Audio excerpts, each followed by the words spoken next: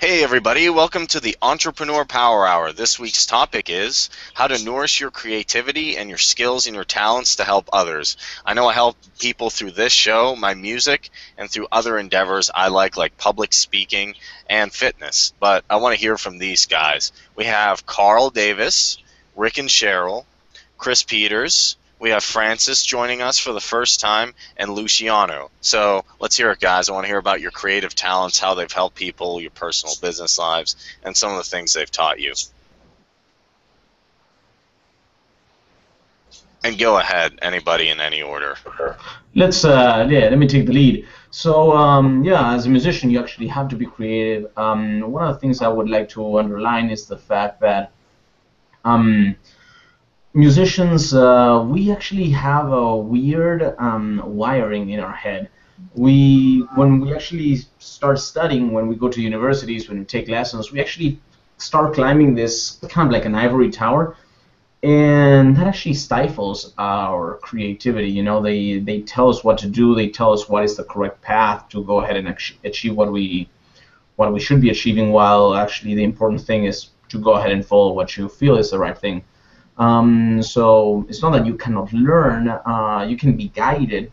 Now, you are not molded towards you shouldn't be molded towards somebody else's image or ideals, and that's the problem that we're actually facing. So when it comes to coaching, I'm actually my focus and my company's focus is to go ahead and break that, because we strongly believe that if the musician doesn't have a creative output and a very strong how do you call it, personal ideal, um, he's gonna be missing out the real value of music. So that's what we actually are trying to accomplish in the guild.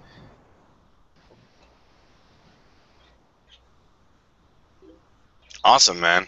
Yeah, I know teaching any type of music, you have to have a little bit of a different perspective because there's so many ways to teach one thing. And I know me and you have gone over some guitar stuff, and I still continue to improve my skills in that. So it's one thing when I can show somebody what I'm doing on an instrument, and they're really happy to learn that, and they can take that and show their friends. So it's amazing what you can do. And that's why I write simple music in my band, because it's not that I want to be known for being complex, but I want people to play my music.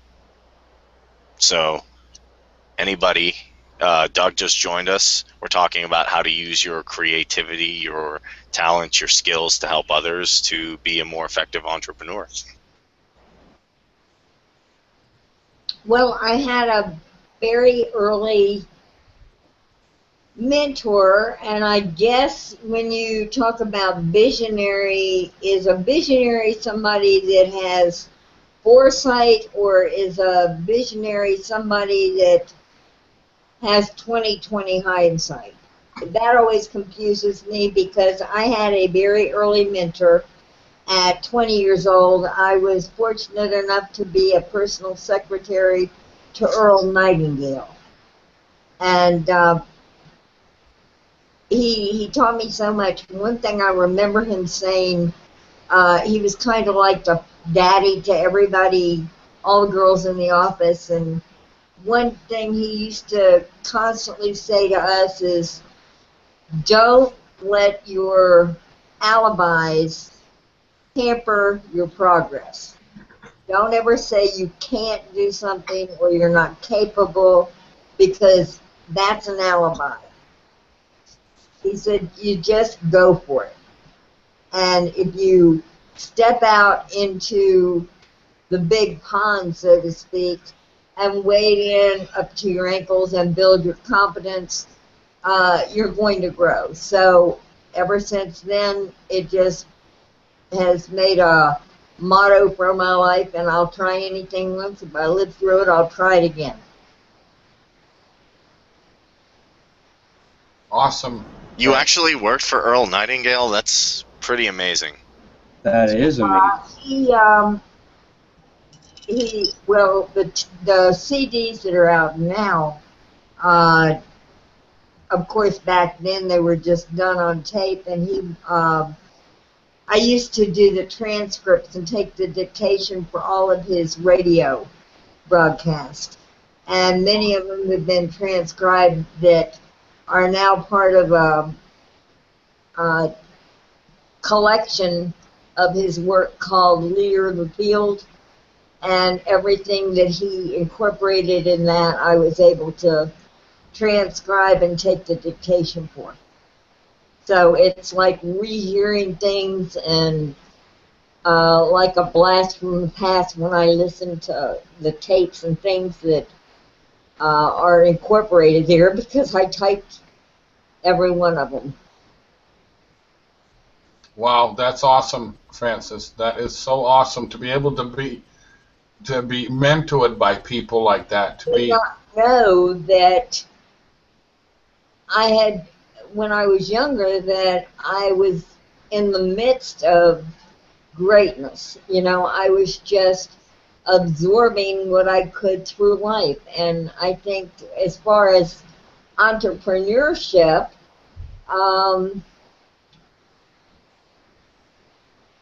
Mr. Yeager was probably the icon that I can remember in the entrepreneurial field. That I've had dinner at Chuck Yeager's house many times. wow. I was just a friend of his daughter's, and because he had his entrepreneurial friends in for a dinner party, I guess I kind of got the bug vicariously. And I just built on it. I didn't have any formal training, and I just learned to fly by the seat of my pants, because if you're an autodidact and you have a passion for knowledge and want to gain more from other people, that I'm going to gain so much from being here and listening to the group conversation and the replay from last week's broadcast, which I was doing before the hangout started. Great, great. Be an education for me. I'm thrilled to be here with greatness. And I think in your own right, you're everyone super individuals and super great. And so are you. You have brought a lot already to the plate. I thank you so much for joining us, because we have such a freedom out here where we can express our creativity. That's the thing. Create. We created, or they created, such a greatness here that people are standing out, and eventually we're going to have a packed right out for them before the night's out. We're going to have people in here from around the world, like Luciano. I know he's from a different country, and many of us are Americans, but creativity. We create as we get up in the morning. We create our day. We create what we're going to do. And like I'm on Tuesdays, grateful to Luciano for staying up in his time zone to join us. We're just graced with your presence. He asked you a question there. Did Earl Nightingale have any creative routine or any inspirational moments that you can share with us?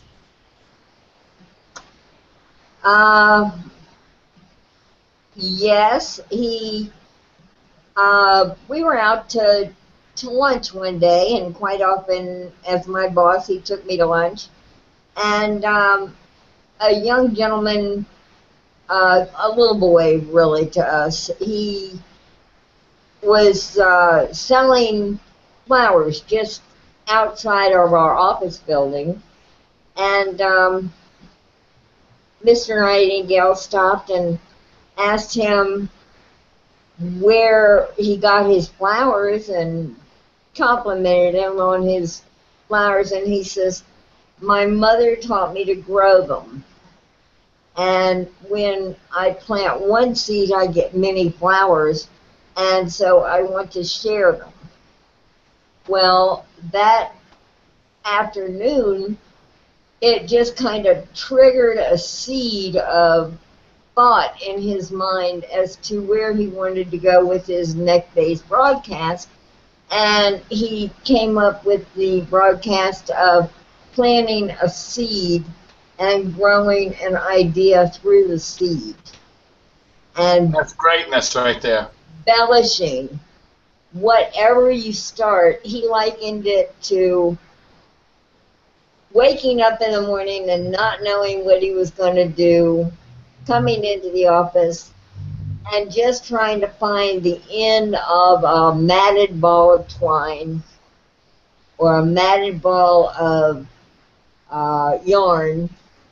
And as long as you can find one end to hang on to, you can unravel the rest of your day.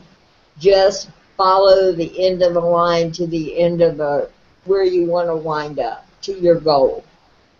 And Right. don't drop the line.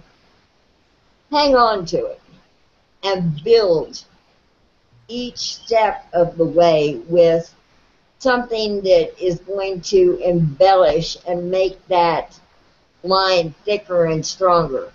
So the next time when you travel that path, you're going to have a wider breach in the path to travel, and it's going to be traveled more easily. And he adapted that in his broadcast and shared that with his readers. And he was constantly being called to be a speaker or an inspiration speaker at some banquet or a graduating class. He was a terrific motivator to travel more easily. And he adapted that in his broadcast and shared that with his readers. And he was constantly being called to be a speaker or an inspiration speaker at some banquet or a graduating class. Hi, Cindy. How are you? Hi, good.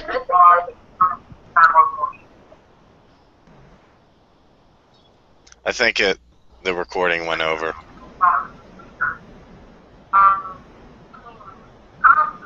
Hey, Cindy, your mic is going off. Yeah, no, it's just recording in the background.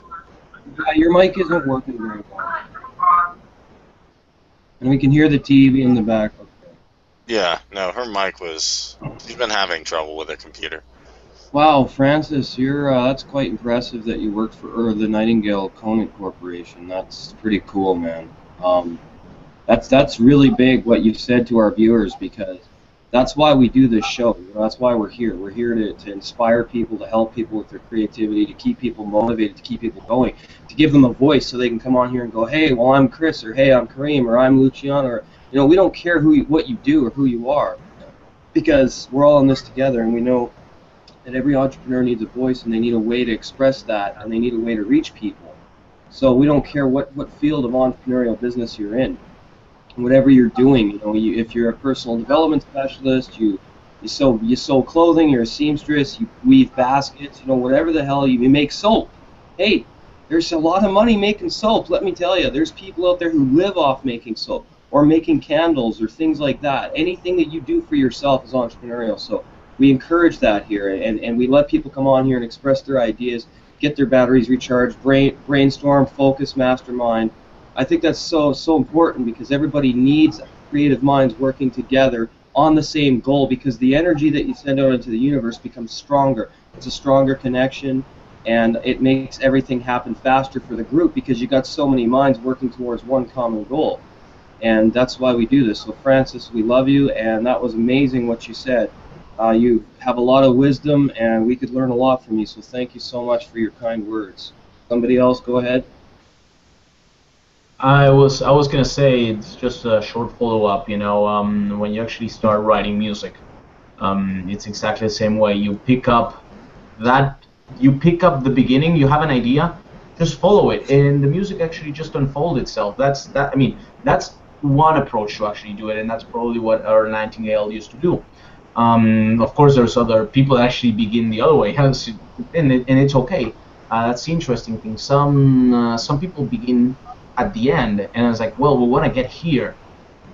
How do we retrace? How do we do a retrograde way to actually achieve that? So it's kind of interesting. There's and just to give a third example, it's kind of it's one of my favorites, is when you have this composer. His name was Claude Debussy, and one of the things that this guy did was he was actually studying in a university, and his teacher tells him, "Dude, your music has no form. Your music has no shape." And then the day after, he actually comes by with a new piece of music, hands it over to the teacher, and the guy sees like something that actually was like a little pear, right? It was like just the staff was just drawn in the shape of a pear, and it said sonata in the form of a pear. It was like mocking the form. It's just like that was his creative output, was destroying any kind of establishment that there was, So there's different approaches to creativity. There's people that just go with the flow. There's some people that actually have a real point that they want to make. Then there's also people that actually are just contrarians, and just for the sake of contradiction, they say, no, that's not right. It's like, how about this? No, that's not right either. It's like, how about that? No, actually, that's not right either. Well, actually, that doesn't sound too creative, but anyway. Still good stuff, Luciano. Still good stuff.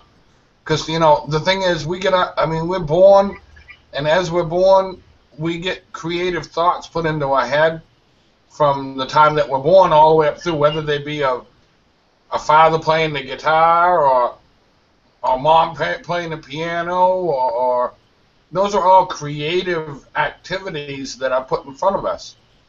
And those creative activities make us into the person that we are. Like some of us on here can do videos. Some of us can do other kind of marketing specialties. That's what we have learned to create with our creative mind. We've explored, we've analyzed, explored, and we've analyzed some more. And we've come up with creative ideas to make ourselves better and greater all the time. And that's what we're all about here. Entrepreneurship is about making others, I believe, come right along with you. Learn your talents to know so you can continually get better, and they can continually get better off what they learn from you. And that's what we're doing. We're masterminding. We're sitting here. The thoughts are out there. Creativity. We create. We create all the time. We create what we do for our day in the morning. Well, if you wake up in the morning, I'm one that I wake up, I have to have an affirmation for the day. I know that every day I wake up and my mission is to enhance or embellish somebody else's life. I don't care what form it is. My goal is to better somebody else's life in some way, shape, or form. So, and you do. But you don't really have a stab at it if you don't have a reaffirmation every day, because you're going to lose your drive. If you don't have an affirmation every day to drive you to keep mentoring yourself and to strive, I don't think you're ever going to reach any goal. You're going to have to stay focused. And it's that affirmation that keeps me focused. Awesome. Anybody? Awesome, Francis. What's your philosophy on that there, Senor Rick? Well, I was thinking about that, and I really appreciate Frances coming here. I've been following her on the internet for a while now, and so I feel like I sort of know her. And my father was a hustler, like a pimp, and Oh, sort of like a conniver. Like he was like what, sort of like a flim flam man, sort of a dude. You know what I'm saying? yeah, Uh-huh. yeah, yeah, right. Entrepreneurial entrepreneur. You know what I mean? So I would watch my father and get whatever he wanted to out of life, like so easily. And my dad was this like happy-go-lucky guy. He just wanted to like, I'm like him in a certain way, but my dad just wanted to go to the bar and party with the boys. And he knew as long as he was with them and drinking, and then he would get everything he wanted to in life. He didn't live that long, but he got everything he wanted to in life. He had a lot of fun, he got money, and he was able to, what do you call it, be an entrepreneur in the way he wanted to be one, beating people at pool and dice and, beating them for drinks and all like that. And I think that our whole family caught on to entrepreneurialism that way but for me, like, when I get backed into a corner, it seems like my creative abilities start to come out. Like if I feel like, dude, I need to have $300 by Monday, and I will have $300 by Monday, honestly, ethically, and morally. But if somebody doesn't do that to me, or if I don't put myself in that situation, it seems like, I could probably wait 2 more weeks to get that money. Yeah, You you're know? just kind of waiting around and getting your feet, yet you're not really getting your teeth into action. You've got to bite into it to get into action.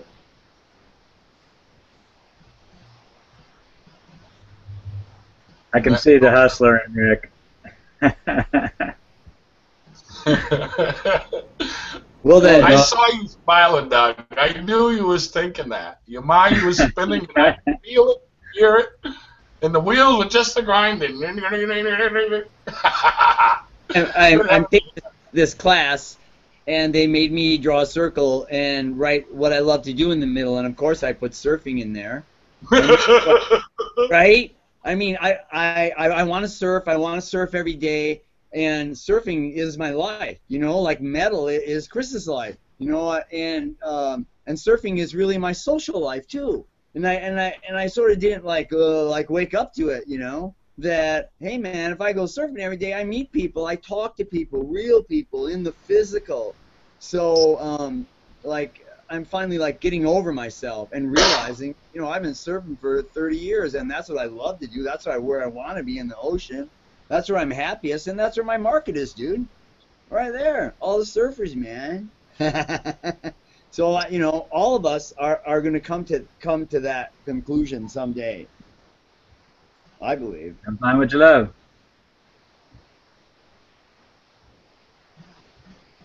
And don't worry, Rick. I only said I see the hustler in you because I grew up with a little of that myself. I spent a little time in hustling people for drinks and playing pool and darts and stuff, horseshoes. Hey, Doug. Thanks for joining us, bro. How are you? Yeah, Well, you I'll can give you one thing you can always make money on in a bar.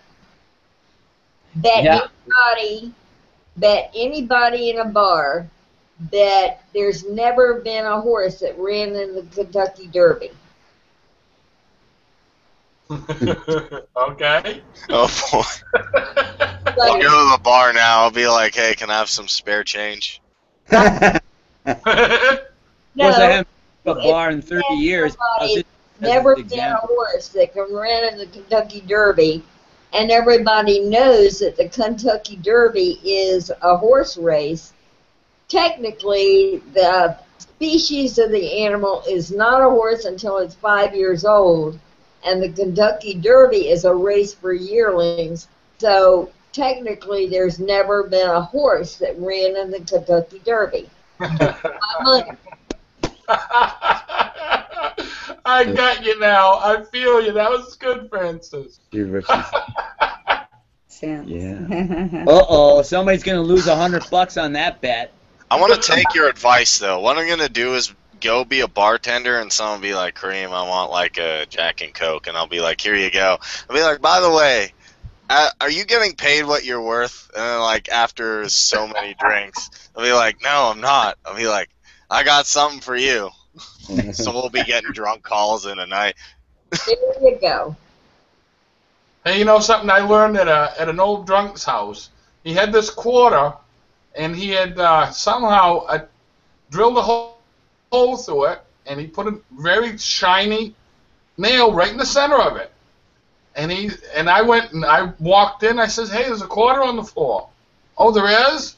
He says, "You wouldn't believe it, but I've had 100 people come in here and try to pick that quarter up."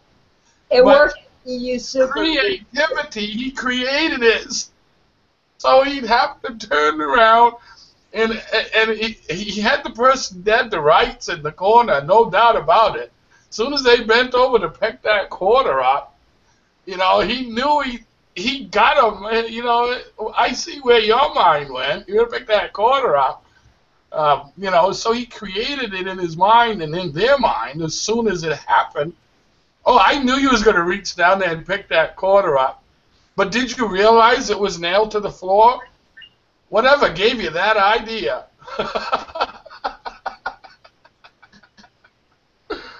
But I thought that was so funny. Yeah, I actually glued a quarter to the floor. Well, I glued a dime to the floor. At the time, I was in a apartment, my first apartment, and I glued a dime to the floor with super glue because I said, at least I'll always be worth 10 cents. He says, "You're not worth 2 cents. I glued 2 cents to the floor, and I said, pick it up, I'm worth 2 cents. So what we're suggesting is I'll withdraw my savings and buy some super glue and be like, look, my net worth, if you keep following the dollars. There you go.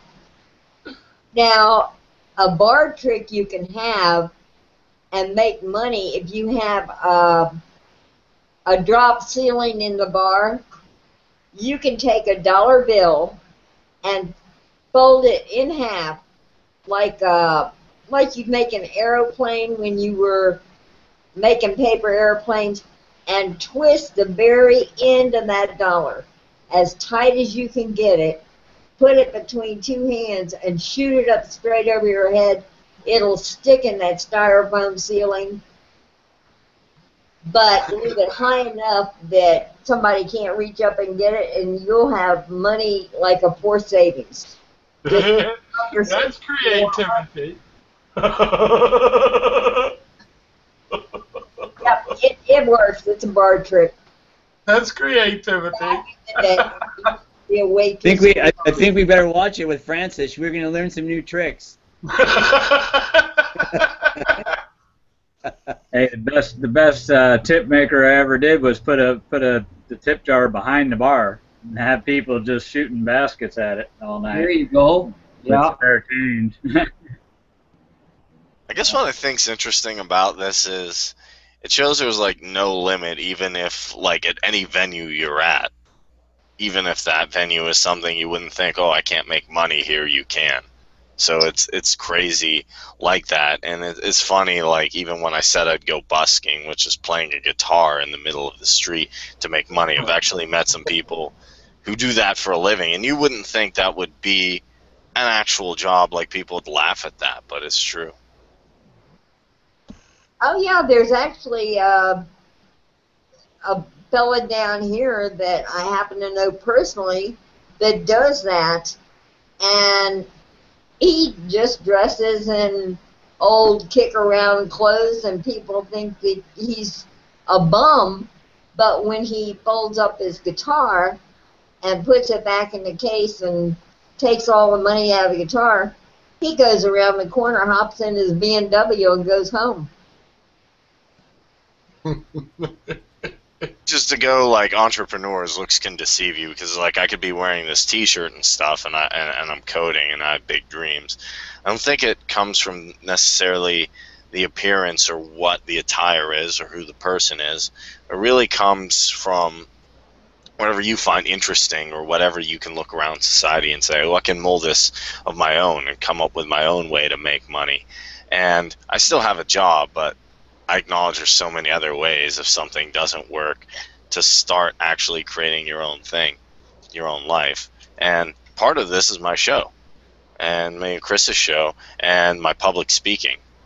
I wouldn't give that up. Well, this reminds me of a video that I watched of a old beggar man. He was out there and he had his guitar and he was strumming his guitar and singing a song. And the next thing you know, someone's walking by and they're flipping him a quarter in the middle of the air and it's landing and going into the cup. And he's playing right along, he's playing right along. Now that's a sort of entrepreneurship. He's sitting there just playing his guitar and someone's flipping him coins for listening to the joy that he's giving them. Isn't that's still being an entrepreneur, even though he's not really trying to? It's just like a panhandle up in Portland. They go up there and they're running around the streets making $150 a day. Just because they're running around, someone's throwing $1 in, someone's throwing 50 cents in, blah, blah, blah. That's not really entrepreneurial, but, well, in some sorts of ways, it's a way of making money. So it comes back around to that. I think found it myself. can go any which Go ahead. No, I think it can go any which way. There's, I think, a problem where we put in modern society it has to go high school, college, and then necessarily you get a job or you get some kind of profession, and that's it. And that's fine. That's one way. I'm not saying that's bad because I've done that, and I still do that. But you could still take an odd way of doing it, and even though somebody would say, like, oh, okay, you know, these bar tricks, I don't want to do it, it's still a fun way if you ever think, like, oh, I went back to this hangout, and I have so many different ways to make a buck and to live life on my own terms. Absolutely, and that's half the fun of being your own boss. I wrote a blog because I'd seen a picture of a traffic jam in China. And I wrote a blog off of the picture saying, this is why so many people work from home. I get a traffic jam every day. Do you enjoy your commute to work? Or would you rather be a boss for yourself? And if you create the problem in your blog and you solve the problem in your blog and give them the alternative, at the bottom you say, the offer is mine, the choice is yours. And I have gotten as many as 7 people in one day that signed up for whatever affiliate opportunity I was giving them. But then the work starts, because if you can't deliver to your downline something of content and creativity to give them the drive, you might as well shoot yourself in the foot. You're still going to be doing all the work. That's a really good point.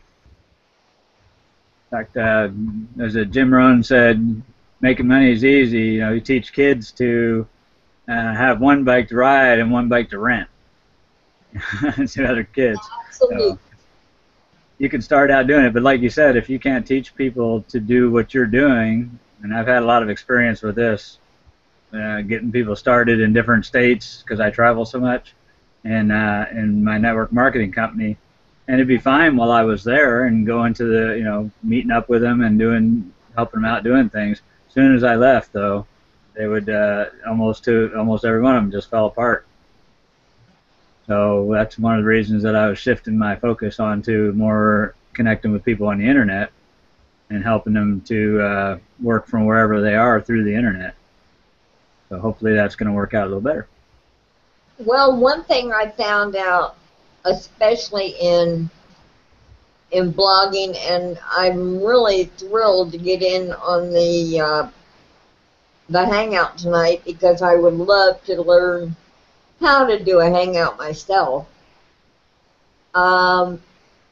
is that people, number one, they like to talk about themselves. Number two, if they can get something visually through a video or audible through music, and it speaks to them, it gives more variety and entertainment into your blogs.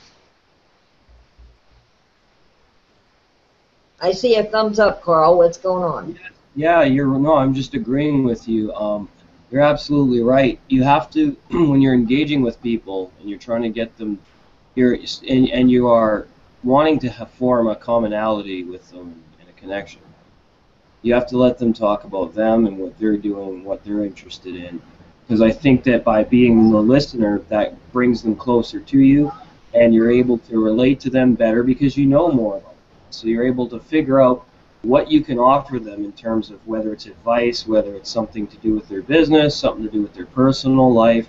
Building that foundation for that relationship is very important, because that's what networking is all about, is relationships. And the more relationships you build with people, the more trust you build with people, then people, when you present something to them that you're doing, like our class, Pay Me What I'm Worth, Carl can tell you about that, Francis. I'm sure you'd really enjoy that. Well, be the one thing, just throw a thought out. What would you do today, right now, if you knew it would change the rest of your life for the better? Just doing what we do now, our show. Rory and Kareem are writing books together. We're going to be published authors in the next year, and just to keep doing our Pay Me What I'm Worth course so we can become certified teachers and get paid to do that, and to help as many people as possible. I think that's what keeps me going, is that I want to help people and because the more people I help, then I help myself too. And I want to be a positive influence on people. I want to be a positive inspiration for people who show up to our show. So I don't think I would change anything, really, other than because I know I'm on the right path, and I've had a tragedy in my life recently, but I'm very sorry. My heart goes out to you. I'll keep you in my prayers. Yeah, it's a long story. I'm not going to get into it tonight. But it's in one of our past broadcasts if you want to go back and watch. I think it was. I have heard it. My heart goes out to you. Thank you. And, so we just keep doing this, and we just keep bringing people on here and giving people a voice so that they can be themselves and do whatever they're going to do. I mean, I think that's very vital, is that you give people a place where they can be free to speak their mind and speak their thoughts and feelings. And a YouTube hangout like this is perfect, because this gets everybody that comes on the show noticed. This gets everybody exposed. It gets all their ideas heard and all their creativity heard. So this is very important for us. Thank you, Francis. Anybody else want to chime in? Cheryl, I'm picking on you. Where are you? I don't know, man. It's just Rick there now. Hey guys. To the house. My daughter just came over, so. Oh, we was hoping to pick her mind. She was listening to Francis, and I was telling her about Francis before we got on the show when I saw she was coming on there, so we were enjoying that. But she was falling asleep when I was talking, so. Oh boy. She wasn't the only one, Rick. Well, I wasn't. I was excited. I was listening to Francis. I'm sorry. When you step in with both feet, you can't help it, Love you, Rick. Love you, Rick. Well, everybody has a shortcoming or handicap. Some are physical, some are emotional. But if you're ever told you have a handicap, you tell them to kiss your ass. Well, yeah, that works too. If he ever tells you that you have a handicap, your own mind, you punch have that to person in the face. Your own mind, you have to rationalize, okay, so am I going to give myself a pity party and say I can't do it? Or are you going to say, I'm going to make the choice to be otherwise able and overcome that handicap? That's the end of the string you grab hold of, hold on to, and build a wider path. You funnel into something that eventually is going to blossom into a wonderful thing. Yeah, there's one thing about creativity that a lot of people miss is even if you have an idea that you can struggle along with it and not get it anywhere necessarily, but because you're involved and because you're trying, you probably will end up meeting somebody that has the skill you're lacking. Myself, I was trying to invent a certain wrench to work with satellite when I was installing satellite for a living, and a wrench that would work around the cables, but still have like a ratcheting effect. And talk about difficult, man. I struggled and tried to figure out how to make that work for a couple of years, and literally could never come up with a good design. But then not long after that, I ran into a guy when I came to one of my training classes for satellite, and he had already invented it and didn't know what to do with it, and basically had gave up on it. So I partnered up with him. I own half of this wrench, and we're still trying to get it out to the right people. But and you the patent or the copyright? We have a patent on it, yeah. Oh, okay, good. That's the first place to start. Yeah, the trick now is trying to get a good video demonstration made up to get it out to the right people, because it's kind of hard to explain without showing it, But it works like a charm. And if we ever get it out to the right people, it's going to help a lot of people. So that's cool. Right on, Doug. Yeah, and me and Kareem are going to look at those materials tonight, I think, or tomorrow. And we'll get with you and we'll figure out what you want to do with all that stuff. Oh, okay. Well, that's a different thing, but. Okay. All right. But yeah, that's another thing. Same thing. That's why I came to you guys, because there's a couple of skills that I didn't have to really put that or finishing touches on that thing. Right. So the best thing is not to give up on a dream, but to find some people that can help you do what you can.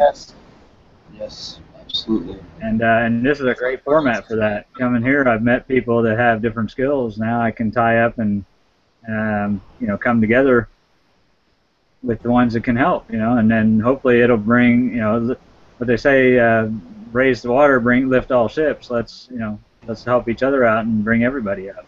Yep, that's right. Camaraderie. Francis was trying to find out how to do a Google Hangout, and I told her, I know the people that can do it. They can help you. I wasn't volunteering anybody, but people need the skills. Yes. And the only way you're going to get them is ask somebody that knows how to do it. And that's essentially the basis of the Power Hour, because somebody can come on and then we'll be talking, having fun, and it's like, oh, what do you do? I do this. Oh, I needed help with whatever that is. I do web design. Well, I'm a guitar player. I need a website to get students or whatever they need. It could be any example. I remember we were talking about IFTT or something one day. So people can get a lot of skills just by interacting with people that have different skill sets. It's amazing. I definitely got to get to Hawaii and get surfing lessons from Rick. Yeah.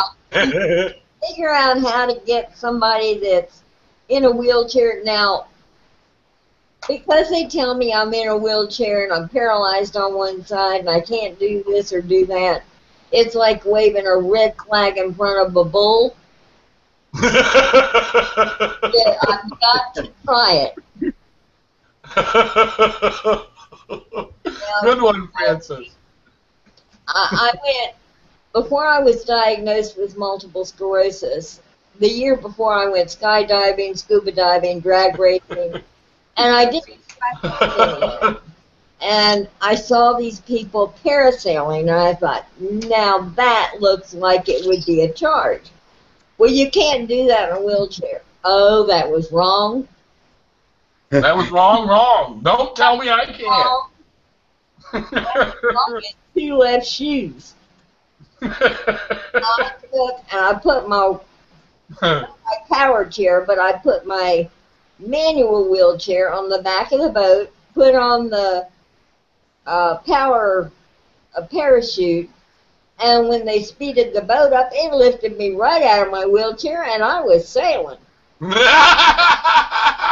That's creativity. I love it. That was awesome, Francis. So you don't have to do things the most conventional way, but there's a way to get it done. I think that's the best thing you could tell anybody, because somebody might say, well, I'm too insert here, too small, too tall, too whatever, too big, too... And then you can always find a way if you really want to do something. I mean, I'm actually left-handed, but I figured out how to play guitar right-handed. I actually learned a lot of public speaking skills when I was pulling my shirt over my head.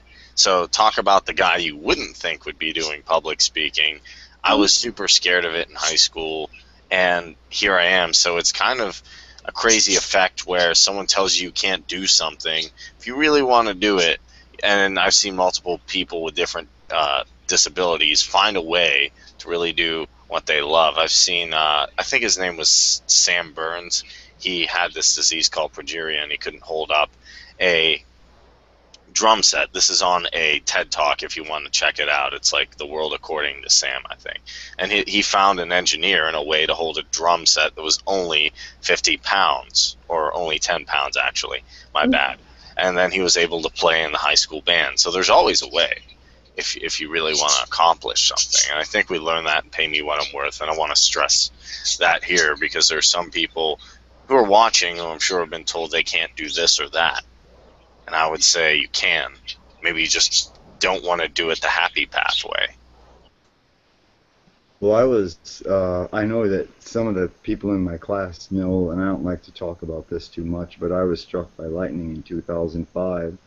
I lost my home. I lost my job. I couldn't recognize my wife for 6 months. I was incontinent.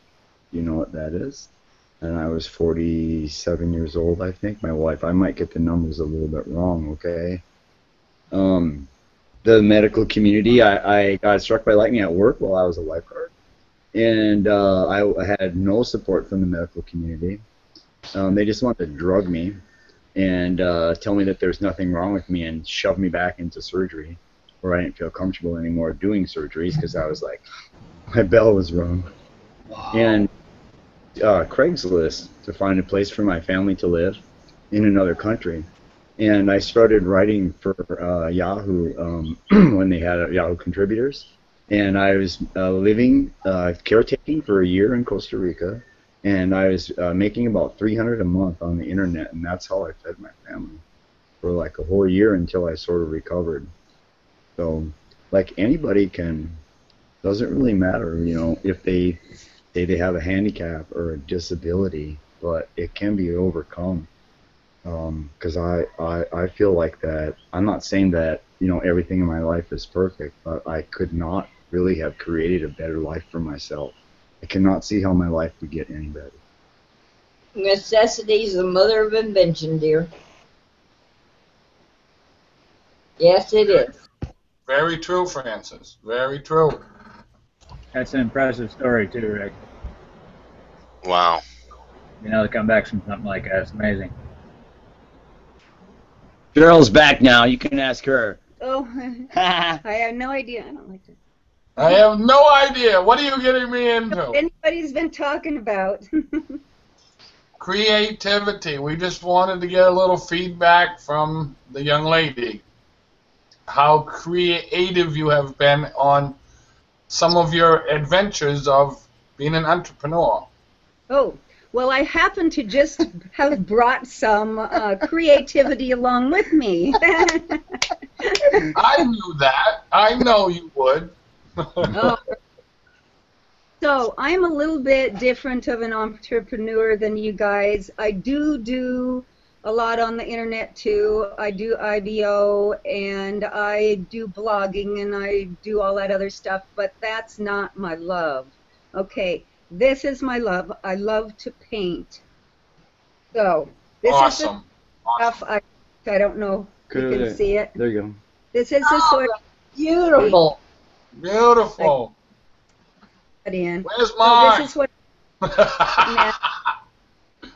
and mine? I made this. Can you see that one? Closer. Let's start You see each it? day with put it back. Oh, Put it back. I want it. I don't want to look at your face. I want to look at. Start each day with a grateful heart. Amen. That is beautiful, and the symbolism with the heart. It's excellent, Cheryl. yes, I thought that the heart on there, I thought I better put some sort of a saying with the heart. Well, thank you. And this is my latest one that I'm working on. I'm working on stocking my Etsy store. So I'm painting a lot of different signs. So this is my latest one here. And it says scatter kindness, and it has a little... Oh, they're all inspirational. Beautiful. I like this one. Oh, thank you. Rick says he likes this one. I was just messing around on that one, doing a little Hawaiian one. But our class that we're taking, the Painting What I'm Worth, this week, or in the last couple weeks, has really focused on doing the things that we love. So I have been focusing more and figuring out how that I can do these things, my painting, more, and end up getting paid for it too. So in the people that I've talked to in the assignment and everything, one of them, and Rick encouraged me a lot, helped me open an Etsy store so that I will be able to sell my signs and other things that I craft. So that's my entrepreneur insight for the day, my creativity, doing the things I love. Well, put a logo on Rick's blog page and attach that logo to a link to you, that when it links to you, it's also going to bring up your store along with a few pictures of what you're doing and sell them over the internet. Right. Yeah, that's right. Francis, Yes. can I ask you? Can you say again what my wife didn't hear what you said about the year before you got MS, all the things that you did, and it was so amazing. Could you tell us that again? Like you went skydiving, you did all this stuff before you were diagnosed. I was 34 when I was diagnosed with MS. I'm 65 and holding now. If Jack Benny can hold at 39, I can hold at 65. But back then, the year before I was diagnosed with MS, I went skydiving, scuba diving, and drag racing. And I only did it because somebody dared me. That's why I love you, Francis. That's why I love you. You are that type of person. You are a daredevil. If somebody dared me to go surfing, I'd be hell-bent to try it. You would, too. You'd get it done, too. I mean, I might not be able to get up on my feet, but there would be some way I could rig a pole on the front of the surfboard for grass to where I could get to my knees and I could steer the surfboard leaning my body weight with that pole as a leverage. I bet I could surf.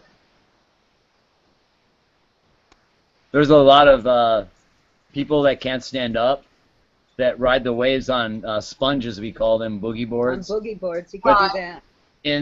and there's a lot of people that can't stand up that do it, and they have so much fun. Yeah, I you could did ride. the little round disc, the boogie board. Yeah, they're like No, they're not round. Those are the skim boards. yeah, those are skim boards. The Yeah. boogie boards are like they're rectangle. We call them sponges. They look like sponges, and they lay on them. Oh, okay. Yeah, it's a sport. Great. Mike Stewart is the top guy in the world on it, and he's a millionaire from riding a sponge. That would be a charge. I'm in. Yeah, Rick, we'll have to come down and you'll have to give us all surfing lessons. And I'll give everybody headbangs. I've always regretted I had an uncle that lived in Maui, and he always said, come on out, visit. You don't have to pay anything. You know, I got a place for you to stay. And I never took the opportunity. And it was just missed. And I've always said, if I ever have the opportunity to go to Hawaii again, I'm going to go.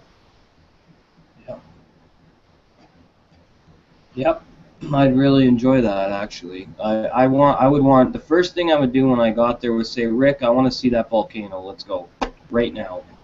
Let's go to the volcano because I've never seen one in person, but I absolutely think they're one of the nature's most amazing creations is volcanoes, and they're pretty cool. You know, I mean, I would love to see that, Rick. That'd be so awesome, bro. You guys can go surf. I'm gonna go drink some beer by the volcano and have some bourbon and just sit there and relax. That's what you doing. That sounds like my kind of day. Up Yeah. the road. You can see the smoke from our house, Chris. So you know. Yeah. Oh god, I would love to go I'm gonna surfing. be out surfing, guys. Yeah, or boogie boarding or whatever. Just like whee. Yeah, I don't know if I can surf, but I'll try. I'll try anything. once. Volcano wouldn't be my thing. I'd be like, oh boy.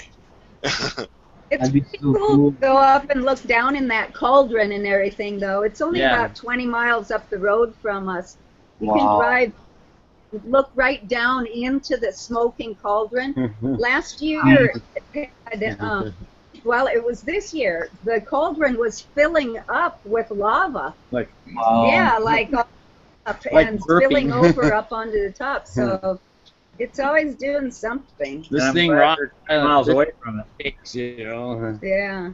But I wanted to say that, you know, this group and this entrepreneur hour has really turned into something that I never realized that how cohesive of a group that we're becoming, and then somebody like Francis, you know, Richardson comes in and that has such a great amount of experience and sharing it with us, you know, openly and stuff like that. I never realized that how much I was going to get out of this group. It's just amazing. As we get tighter, and as we get, like Chris was saying, more trust for each other, we just like know each other. Oh, that's Chris. Yep. Yeah, he's feeling good now. He's feeling better. You know, and we see him, and we're like, it warms our heart. You know, both of us are smiling, and we're going, yeah. You know, and it's really like opened our minds, because we were really like, you know, reclusive, and same like Chris. He just does this thing and he stays home. I know it. Kareem too, like us, you know, but we're sort of reclusive. We're all like have these similarities, which is so amazing. I mean, it's just amazes me. So thank you, Rick, guys. I'm going to tell you something here, why I'm reclusive, okay? The city in which I live is, there's good people here that I know that I keep close. I have a small circle of friends. But I'm not the kind of guy that's going to go to a bar to meet chicks, you know, or, like, what? I got nothing in common with women like that would like to be out at the bar in their skimpy clothes, you know, getting men to buy drinks for them. I'm not playing those games. Forget it. I could see right through you, woman. Forget it. Are you kidding me? That's good. That's good. Are you That's kidding good. me? No, I'm not going to do that. I'd rather be here with my family, with people who care about me, know what I've gone through, and want to help me through it, and you know, that contribute to this show. This is where I'd rather be, man. I can chase that stuff later, you know. I can, but I mean, I don't even care, because it's going to happen for me. That, you know, once me and Kareem have our books out, dude, Rick, when I'm at a book signing, are you kidding me? Do you think it's going to be difficult then? No. Well, are you going to serve shots out of your waistband or something? I mean, what are you going to gain? What are you going to gain, and what are you going to pick up that's beneficial in a striptease bar? Oh, I know, exactly. I'm going to sell my book and sell shots out of my belt buckle or something. You know? It would be lots of fun, though. It really would. Oh, Francis, that's funny. No, it's just, I just don't have any desire to date anybody from this city. I've been through so many women here. It's just, I don't have anything in common with a lot of chicks in my city. I love metal music. I love personal development. I love growing, changing, those kinds of things, expanding my knowledge. And there's a lot of people here that just would rather live under a rock and just go about their day, doing their routines. It's sad, but there are people, that don't have any more goals than that. That's true.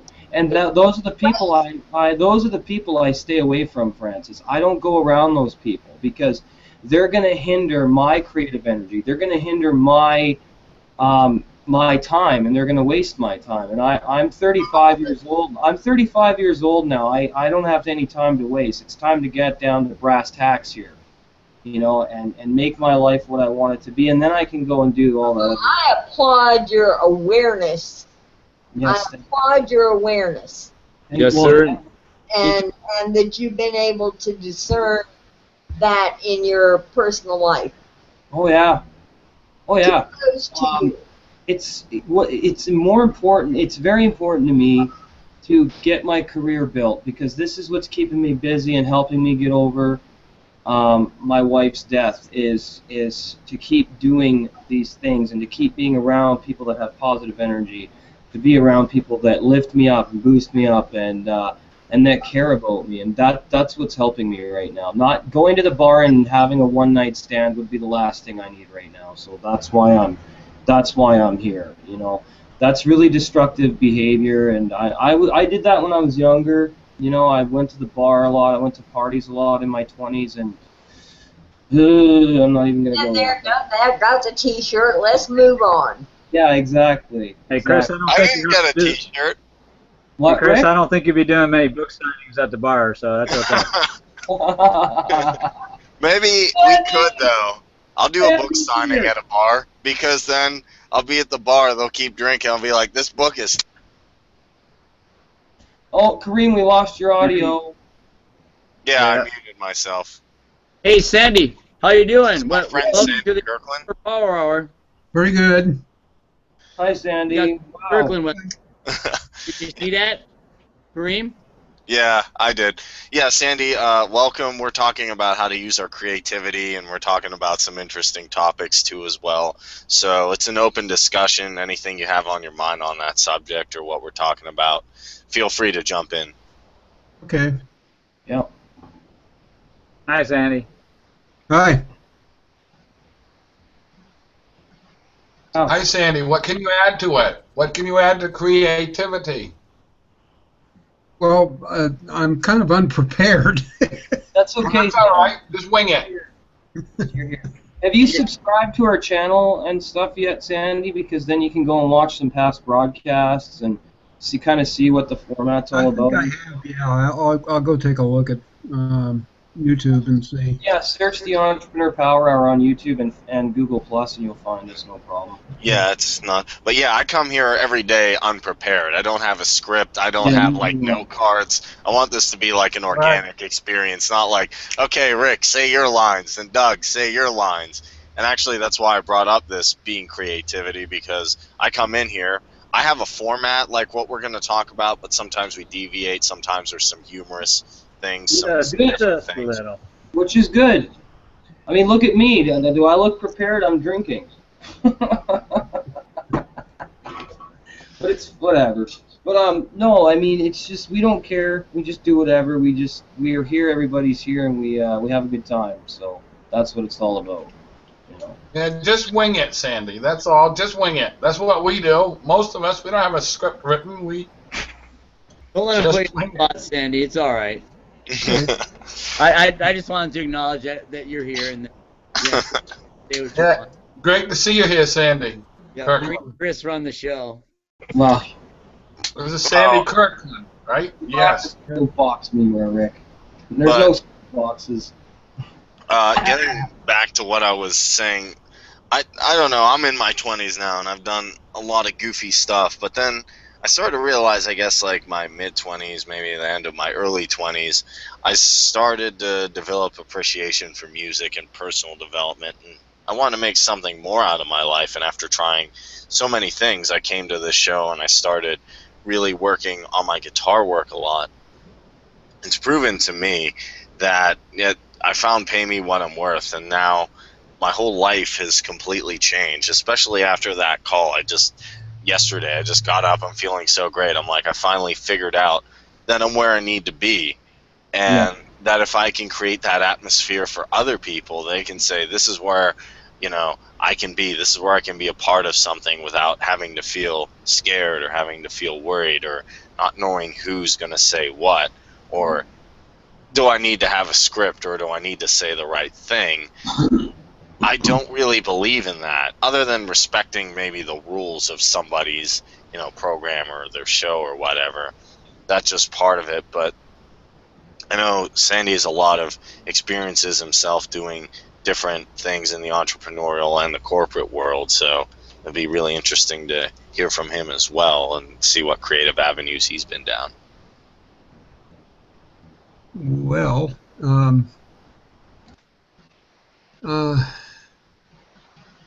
first of all, my wife got really ill in 2009, and for 2 years I took care of her. And in 2011, she took a turn for the worse in August and passed away. And that was a real blow to me, to my children, and to my 7 grandchildren as well. As far as creativity, I have been at the creative end for a number of years, because I was in corporate training with First Data Resources for 15 years, and I developed computer-based training courses for them. And what they did was they did third-party credit card processing, which doesn't sound like much, but it was quite extensive, because they ended up buying a company over in England that serviced all the major banks in England, including the Bank of Scotland, banks in Wales, banks in the United Kingdom itself. And so we had to go over there and get them set up, because they did everything by paper. They had no computer knowledge or background, so we had to come up with ways of training them, and that was really a very big challenge. I worked with about 10 different people over there, one of whom was from Wales. My mother's family was from Wales. My grandfather was born in Wales and lived there, and he grew up as a coal miner. He worked on the tailings in Wales until he was 11 years old, and then he managed to figure out a way to immigrate to the United States and settled in Pennsylvania and worked in the coal mines there for 40 years. So my mother was the person that taught me creativity. She was very creative.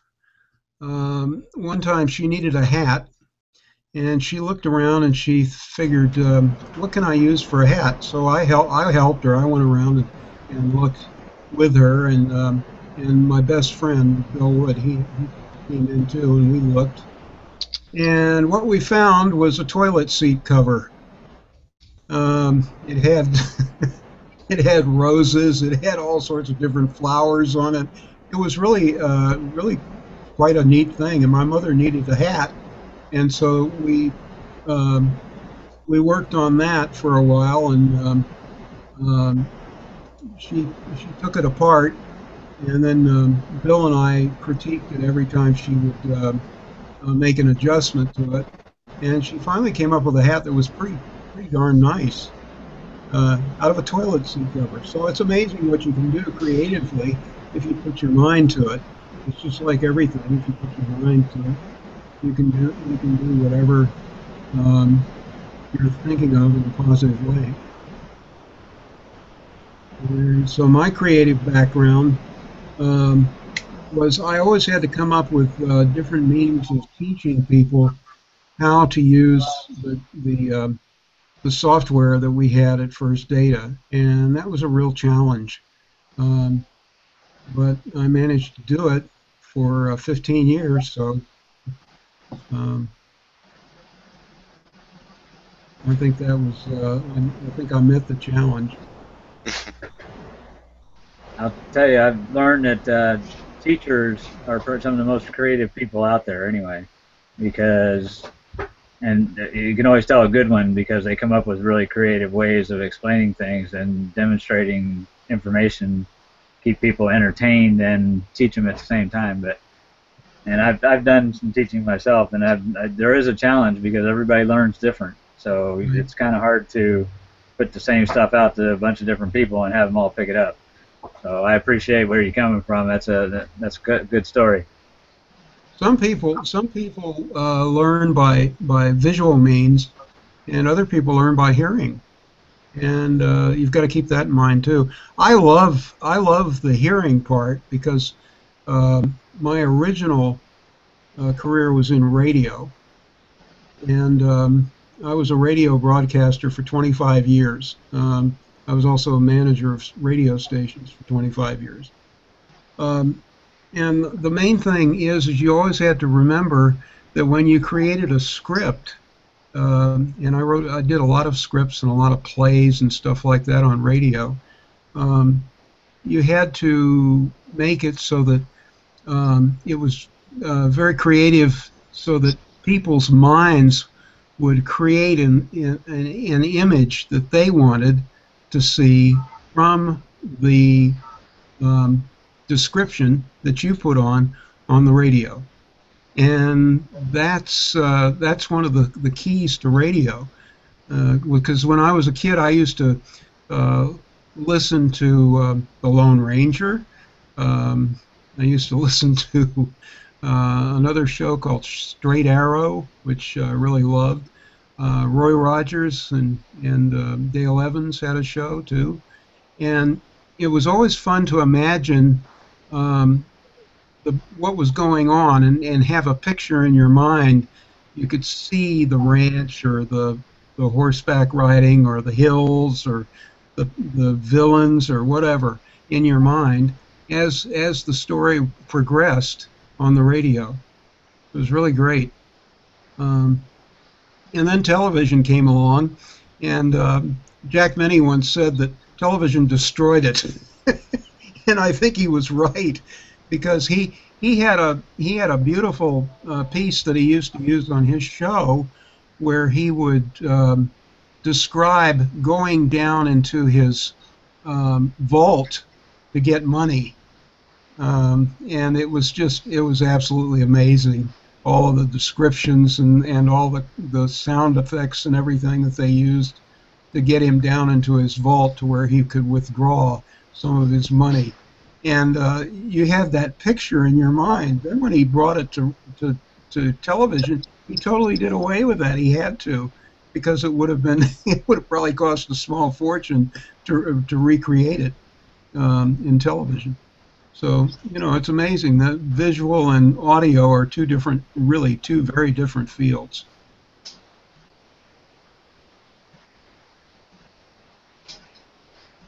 I actually remember when I used to work at Help Desk, Sandy, and I had... Just like Alfred Hitchcock. Go ahead.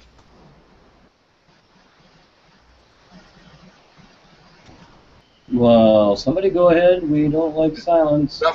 Definitely a difference listening to something compared to watching something. I can see how Jack Benny would have said that that ruined it because they put the sound effects in there, like opening up a rusty door or what Right. have you, creak. Yeah. And it was like so authentic. It was like they was pulling your imagination out to work because you couldn't see it, so you just had to imagine it as it's happening. And that was so great about that time with the radio because it gives you that to think about what the sound is and where It they're pulled going with it. And it pulled at your heart. It pulled at your mind. It just drew you into the moment, and yes, that's it what did. Earl Yes, it did. Nightingale. That's what Earl Nightingale tried to do with all of his broadcasts, was to pull people into the moment. You can still find old radio shows on there. I just listened to an old episode of Gunsmoke on the way home from work the other night on my truck radio. That's Yeah. great. Yeah, the episodes of Gunsmoke on radio were really wonderful. They were quite different from the ones that came on television, but the ones on television were good too. Yeah. It's just different to hear it on the radio. I grew up with it on TV, but I'd never heard it on the radio before. Yeah, there was a Maine, the state of Maine, comedian. Trying to remember his name. I think it was Fred Allen, and he was brilliant in radio. He had a radio show, and it was very it was wonderful. He had all sorts of characters on it, and he did a lot of the characters himself. That was something that another thing that was done in radio. You realized that you needed to, when you were telling a story, you had to take the part of some of the characters and create them yourself, and that was kind of fun.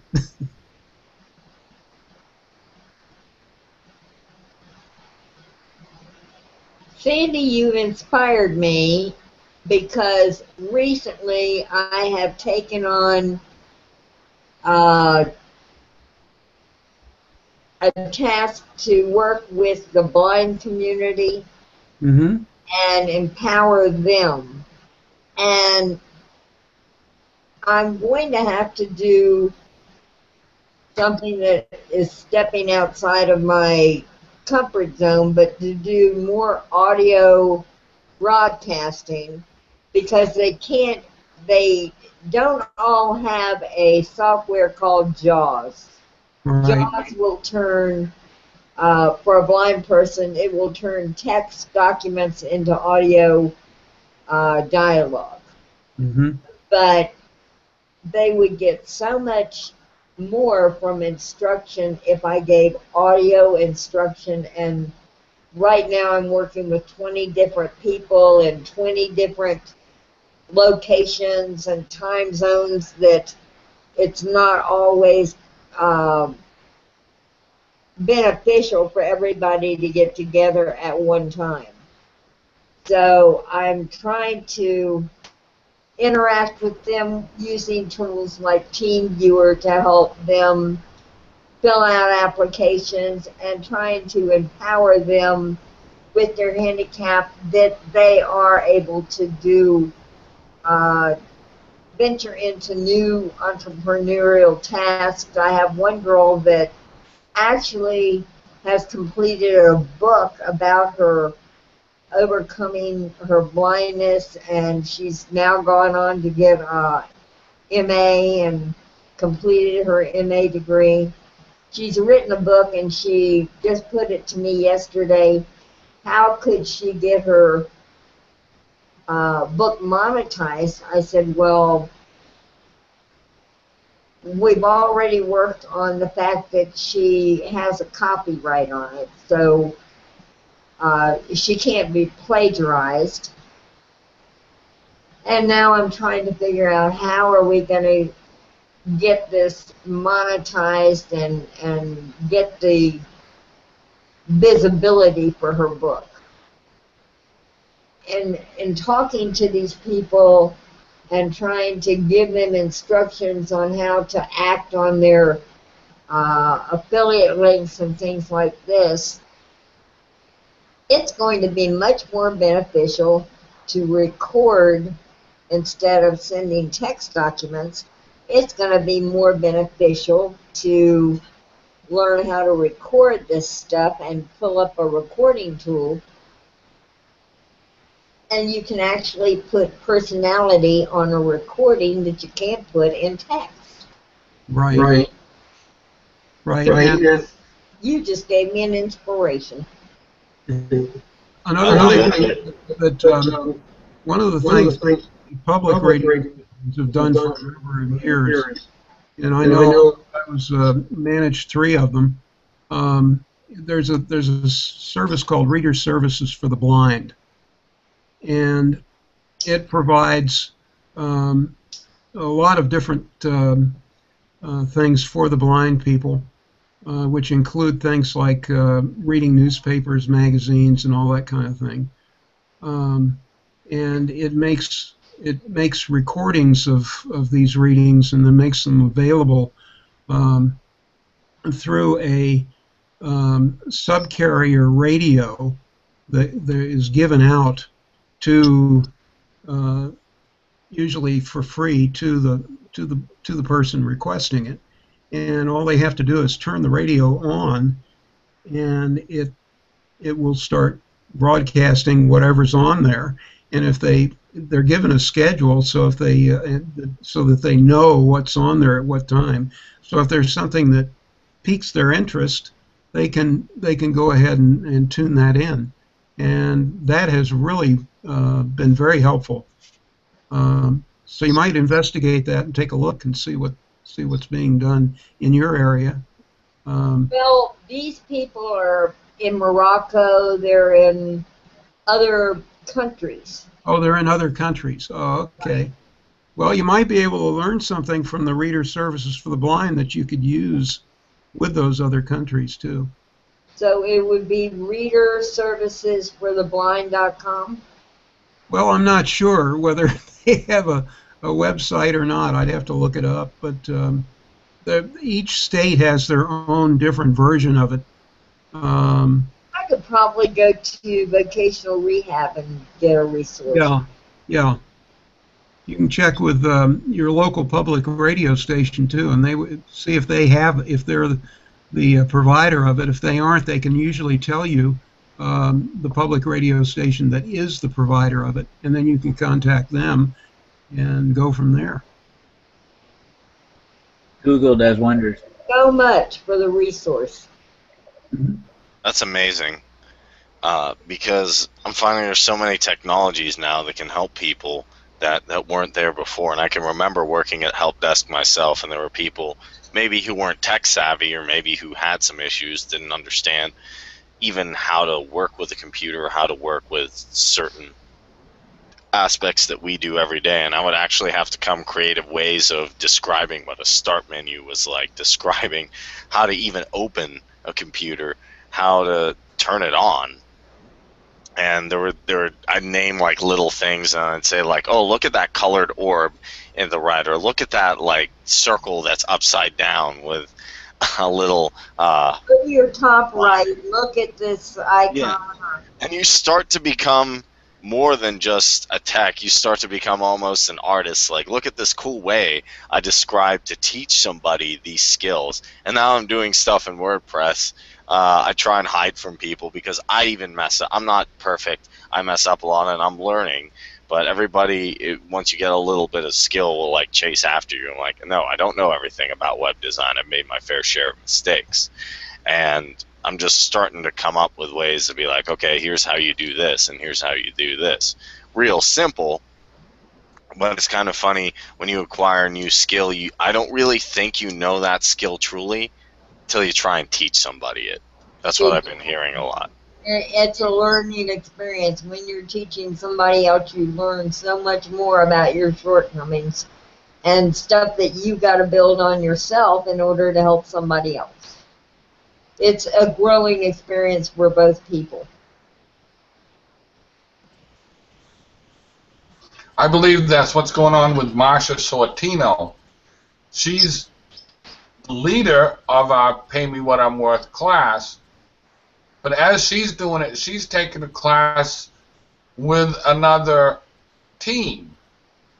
And being that said, that means she's learning from that other team, but as she's teaching, then she's learning some more. So she's learning from both sides of the coin. And that's the way that you need to do. You need to learn from all aspects. But like Sandy says, some absorb it by video, and some absorb it by audio. Personally, audio for me doesn't do me much good. Video goes so fast I have to play it again and again, but it's worth it in the end. But like you said, some people take in the knowledge some ways, and some people take in it another ways of creativity. You have to create a way that works best for you. You read it the second time, you can take a paragraph, read that paragraph, and read it again, and you'll get something else out of that paragraph you didn't get the first time. And that's why I'm having so many struggles with audio editing, because you're a perfectionist and you'll listen to it 4 times before you decide, oh, okay, this is satisfactory. It might not be satisfactory in your mind, but it's acceptable in the general public's mind. So at that point you feel comfortable, you can let it go. That's the way I am, though. I have to continually work it until I feel comfortable to let it go. Or I'm not going to let it go. It's acceptable for production 3 days before you finish. You're right. That's what I do. I'm a perfectionist. I must have it perfect or I won't release it. And I think that's interesting you brought that up, though, about like writing and visual learners, and I can't think of the names. It's like kinesthetic, visual, audio and video learners. Audio, video, hands-on. I think there's 4 or 5 of them. I'm not an expert, but part of this is we're doing a video hangout. Me and Chris wrote a book, writing more books. I'm doing some audio ideas now with Blog Talk Radio. I'm trying to find people to actually teach on or interview some things. We're going to go on Blog Talk Radio and make those interviews. So that'll be my audio. And I'm even trying to make different videos to show people.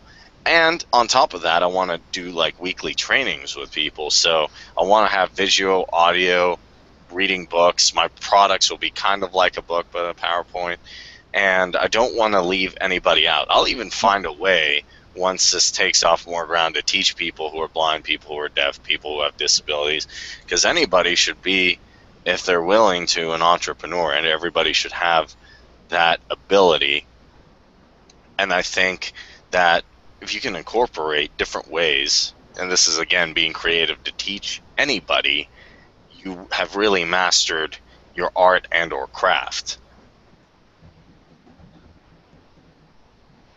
You're right. And you know, me and Kareem have worked very hard to make sure that we bring the value that people come to expect from us. You know, we've taken a huge responsibility by doing a live YouTube stream every week, and we got to make sure we're bringing fresh content to people.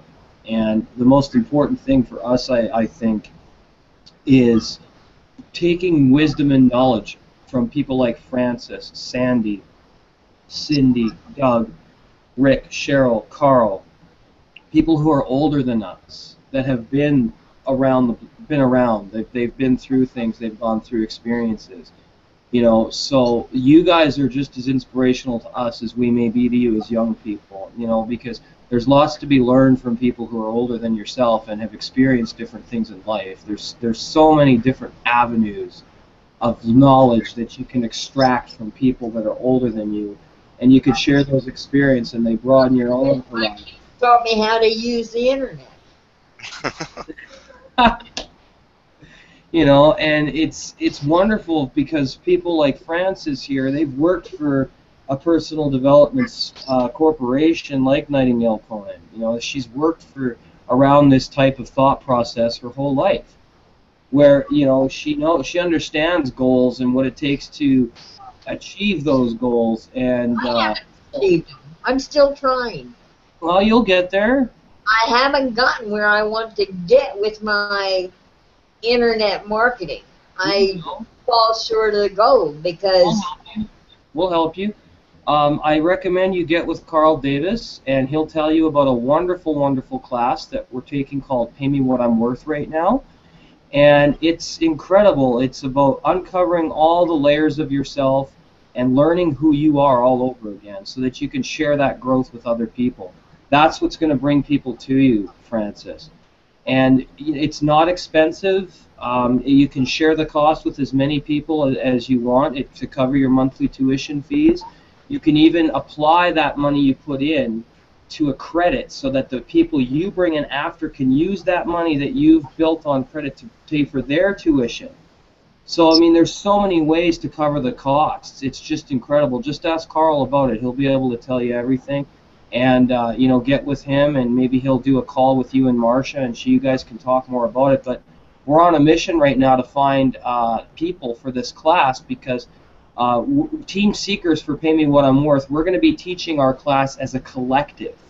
So there's going to be all 10 of us are going to become teachers for Pay Me What I'm Worth. So the cost will get even lower because we could split the cost of our students between 10 people plus everybody that we bring in that wants to take the course. So it's just incredible. It's going to be affordable for everybody. It's going to be excellent, and Carl can tell you more about that. Actually, go ahead, Scream, or somebody. Go ahead.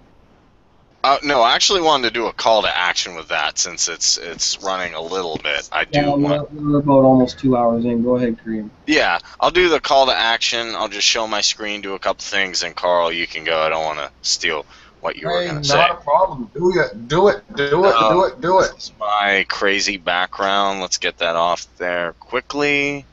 And it's not that crazy. It's just kill switch engage. Come on. Okay, so basically, if you go to the entrepreneurpowerhour.com, which is something that we do for our site to get the newsletter, if you guys know what that is, that's basically a thing where you can send someone's name and you type your email, you hit sign me up, and then you are good to go. And we'll send you a newsletter every week about our topic. Also, here's the thing I've been working on. I'm going to close out the rest of my tabs because I keep getting messages on Facebook. Anyway, if you become a member, which I haven't finished this yet, I know Dave H. Paul's working on his version, so I guess there'll be 2 membership sites, which is interesting, and I think we have similar goals, but I'm going to go over this really quickly. This isn't operational yet, but it will be, and this is a resource I'd like to use to build our show, to build a place where entrepreneurs can work kind of in a social media setting. So basically, here's what you do. You go to view page, and it'll come up with a video of me and telling you the site, but I'm going to skip that because I'm actually here. You can create a profile like Facebook. I always like the fact you could create profiles in Facebook. But as an entrepreneur, you want to get to know people. You want to actually know more than where they work and who they're dating and where they live. So, yeah, I have stuff like that. Where I live, what do I do? And I have my Facebook, my LinkedIn. Do you have a job? Do you have a business? How long have you been doing it? What type of entrepreneurial experience are you looking for? If you could get mentored by 3 people, who would it be and why? What are 2 biggest obstacles, 2 personality traits? The reason I put that in there is I can actually look at somebody and say, okay, I can kind of gauge what you're interested in and what you're doing so I can connect with you better.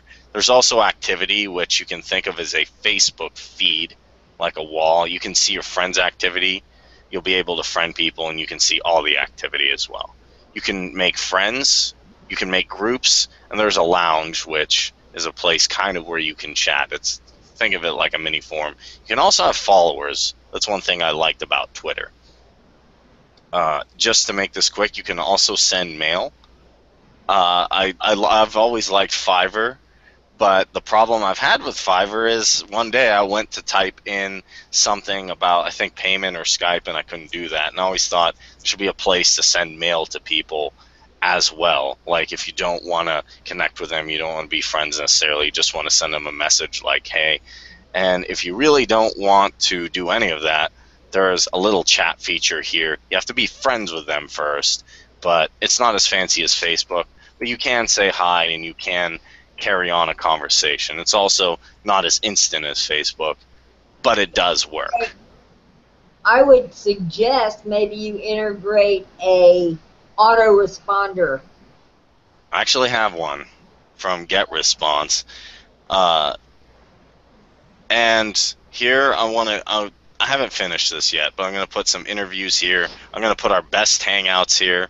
I'm going to do a live training, and I'll also get other people to do a live training if they bring people in on a specific subject. So I'm thinking along the lines of Soul. I have a go-to webinar software to do that. I haven't populated this. And I'm also going to give people a chance to get featured on our show, and I'll make a video series. I thought of one to get people started. Other than that, when people sign up on our site, if you click K, just for the sake of time, you can see me here. And we have a private forum if you like to use forums. And I'm also working on an app myself that will allow people to track their goals. That'll also be, I'm going to try and make it mobile and a web app, and it'll be part of this. And I'm going to give everybody who shows up consistently free access to this, but all I'm really asking for this, and I'm going to put more training once it's done, is roughly $1 to try it for a week, and then $27 a month. Now, let me go to Pay Me What I'm Worth really quick. This is the class that Chris was talking about.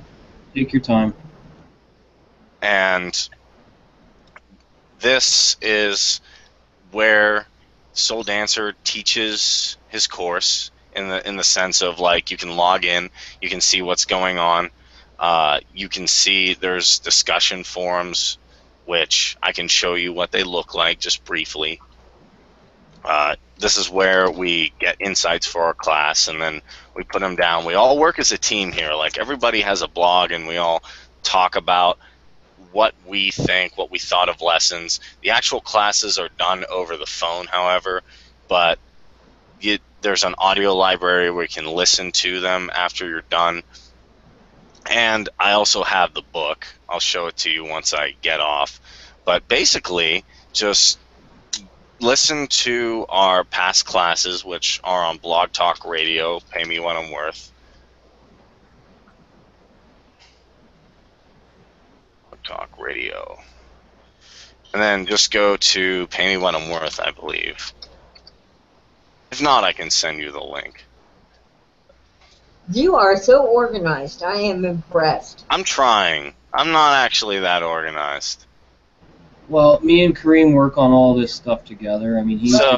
It's just that you're familiar with where you put things. Yeah. Well, I have to be, because if I'm trying to educate somebody and I can't find...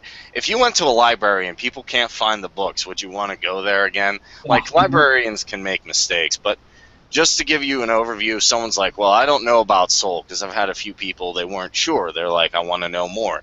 You can go here, and you can actually click on some of these and just listen to them. If you really are like, okay, I believe you, Kareem, you're a cool dude, you know, for whatever reason, if you're willing to trust me and say, okay, I really believe in Kareem, I believe in what he's doing, he seems like a cool dude, you can actually call Soul and he'll interview you. Because here's the thing I want to make clear, he doesn't just take anybody. There's certain people, from stuff they've said, he said he does not, if they don't have a certain attitude, he does not allow them in the course. And that's one thing I do want to tell people. It's not just like pay $50 and sign me up. But if you're feeling confident and you're like, okay, this presentation is enough, you can call this number, preferably not now, but at some point, and then he'll interview you, and you just say, I want to, Carl referred me, or Chris, or Kareem, whoever, it doesn't matter, because we'll be teaching the class collectively, and you just talk to him, and he will say, okay, you pass, and he'll give you the instructions to go forward. Also, Team Seekers. Okay. Show them our team. Let me see where that. Team Seekers rocks. Yes, Carl, and you're the cheerleader, buddy. So you better put on some drag. So this is our lead. So this is the leader of Team Seekers, Marcia Sortino. She couldn't be here. I know Marcia personally. She's a lovely person. Oh, okay. You know Marcia? Cool. Awesome. Well, We I all can love skip that. Marcia. Where did? Okay. We where all did he love put? Marcia. This is. I mean, the blog is basically where Team Seekers are. He took the pictures down. I haven't seen the pictures yet anywhere else. Is this on Facebook? No, this is actually on his our website. Oh, okay. And I'm a member, that's why I'm just showing you. These are the people who are part of it. These are like but Marcia, Sol, David, Rick, Cheryl, there's me, Cream66, there's Rick, Carl, I don't know who Brandy is, there's Chris. So, and he also allows you to, actually, if you look here, he allows you to brand yourself in a certain way, like put your website up, so it's pretty cool.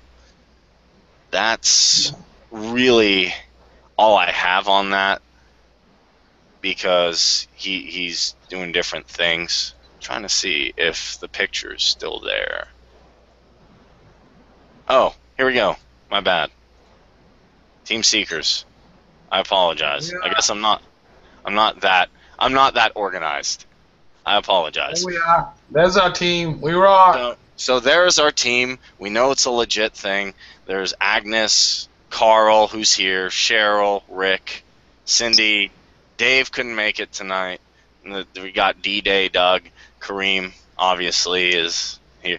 Manita, Rick, Shirley, Tanya, and you know Marcia personally, so yeah, we're all part of the Team Seekers. We came up with different names, and he'll ask you, what names, and then you vote on them.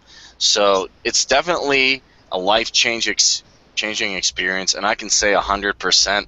Sol is not, and there's a lot of good mentors, but Sol is really, I would say, a selfless, altruistic person. He's really out to help everybody, and not just like some mentors I've had where they're really out to maybe help themselves more, they have an agenda. He has a goal of helping caregivers, but he really does want to help everybody who's engaging in this. So that's it. I'm going to stop talking because I've talked enough. Yeah. And here's the book that comes with the course. Yeah, we've all got a copy. Mine's right here. I have the PDF, Carl. You shared that with me. Yes, I did share that with her. She does have the PDF version of that. Good, Carl. Now, I go back and read over and over and over. Every time I read it, I get something else out of it. Yeah. Now, every time we get on this course, Sol is he's so into making us, or allowing us to be explorers. He talks about analyzation causing paralysis, which is true. When you analyze everything to death, you don't get anything done. You just sit there and go, should I stay? Should I go? Should I do this? And when I found out all the different payment options that we can have for our team and how selfless he is, it was just incredible. I mean, he's lived the life where he's bought in the car, the big expensive car, where he's wasted $5,000 on a meal, where he's done this and done that. That's not what he's about. Okay, he's raising all this money so he could start his own company to help caregivers who care for people with disabilities or illnesses or all that. So that's where all the money's going. It's not going to him. It's going into his company and his organization that he wants to start to help people who care for elderly people and people with illnesses and disabilities. Soul rocks. He does, and that's the kind of person I want to follow. That's the kind of person I want to. There is a company that's new. It's a new social site called Qkadoo. Okay. And with that company, they even have a penny auction that you can go on there and put, say, an iPad on auction. They'll start it at whatever level you want to start it. Yeah, I know what Qkadoo is. A penny, and then you take that money and apply it to whatever charity or philanthropic organization you want to. Right now, we have one fella in the group that he needs a lung transplant. So we have all been bidding, and we've managed to get enough money that he can get his lung transplant as a group effort. That's amazing. I'd love to be part of that. And it's free. It's Wow. free, and it is going to be monetized. It's only been up about 19 months. All right. And, they've gone from just a handful of members up to now they're about 15,000. All right. So I'm actually going to end the hangout since I ran like 2 hours over. But thank you everybody for coming. We had Carl, Rick and Cheryl, Sandy Kirkland, Luciano, Doug, Cindy, and of course me and Chris. And just talked about being creative, harnessing your creativity. And then I'll just end the hangout. We can keep talking about these different programs and different ways to succeed as an entrepreneur. And we'll see you guys next week, and hopefully you got some tokens out of this. Get a lot out of it. Thanks, Rick, for your insight. You're welcome.